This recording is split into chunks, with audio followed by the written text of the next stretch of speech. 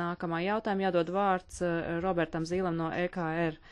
Jā, paldies. Es gribētu pateikt, ka pat ECR nav daudz deputātu no Eirozonas valstīm, un kā jūs zināt, ka ECR īpaši netic pārāk gaišai Eirozonas nākotnei.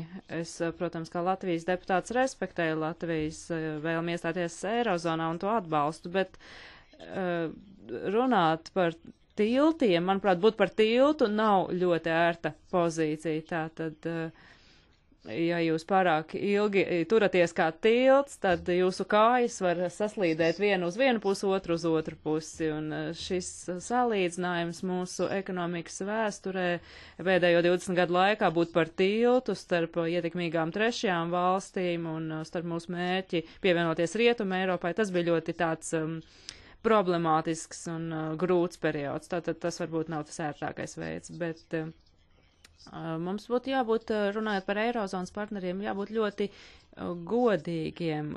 Protams, nav nekādu bāžu par mūsu ilgtspējību.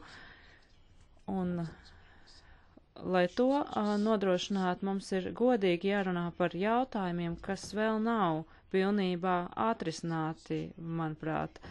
Tā ir sociālā nevienlīdzība, un es būtu ļoti pateicīgs, ja finanšu ministrs varētu izskaidrot, kādi pasākumi tiks īstenot šajā jomā 2014. gadā, jo mums ir jāpanāk arī mūsu politiskā ilgtspējība. Mums nākamgad būs vēlēšanas, es nedomāju, bet iespējams būs pārmaiņas arī centrāla bankas valdē, būs bankas prezidenta pārvēlēšanas. Mums ir jānodrošina stabilitāte valstī, un lai nebūtu tā, kā notika tikko Itālijas vēlēšanās. Un otrs jautājums centrālās bankas direktoram, ja prezidentam, visi gaida, kāds būs risinājums Kipras jautājumā, kā tas tiks izdarīts. Varētu šos lielos ieguldītājus no trešajām valstīm tā kā apgriezt vai arī to nedarīt. Ko jūs izvēlētos? Kas būtu labāka banku sektoram Latvijā? Atkarībā no tā, kā tiks risināta Kipras finanšu krīze. Yeah, thank you for the questions. Paldies par jautājumiem. Kā jau iepriekš teicu, šobrīd ir viens ļoti svarīgs jautājums, un tā ir galvenā prioritāte nākamā gada budžetam, un to mēs sākam apspriest tikai pagājušajā nedēļā. Labklājības un finanšu ministrija nāca klajā ar plānu, lai nodrošinātu tos komentārus, lai tie tiktu iekļaut no Pasaules bankas un komisijas, proti jārisina nevienlīdzība. Ko mēs darīsim nākamgad? Mēs palielināsim minimālo algu, mēs dubultosim neapliekamo minimumu, un mēs ieviesīsim progresīvo neapliekamo minimumu, un mēs gandrīz 2-kārt palielināsim, ja tas būtu iespējams, atkarībā no mūsu fiskālās programmas, tā saukto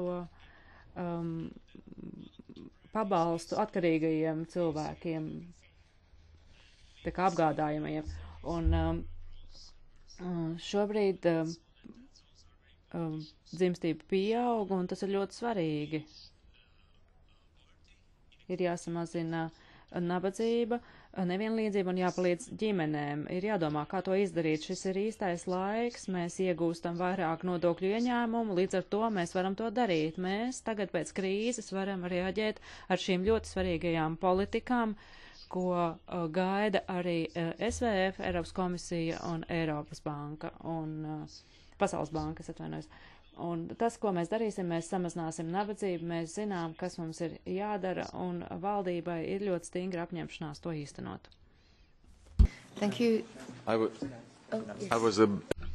Jā, mani nedaudz mulsināja jūsu jautājums par to, ka, lūk, vai būs kaut kāda samazinājuma summās vai nē. Jūs jau zināt, ka valdība un parlaments 31. janvārī pieņēma likumu par to, kā notiks šī nomaiņa Latvijā.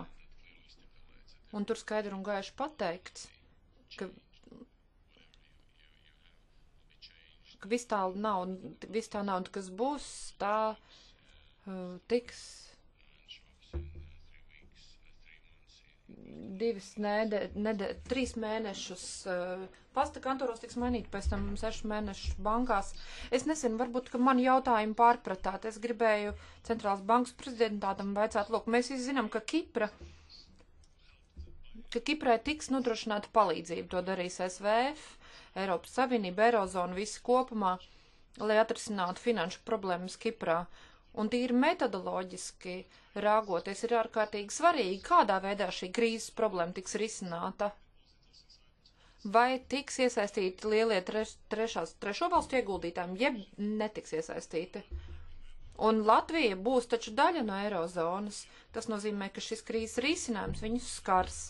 Nu, es vismaz ceru, ka visi šajā telpā tam var piekrist. Tāpēc mans jautājums ir tāds, kam jūs dot priekšroku, kādam risinājumam Kipras kontekstā, zinot, ka tas, protams, līdz ar to nesīs līdz izaicinājums arī Latvijai.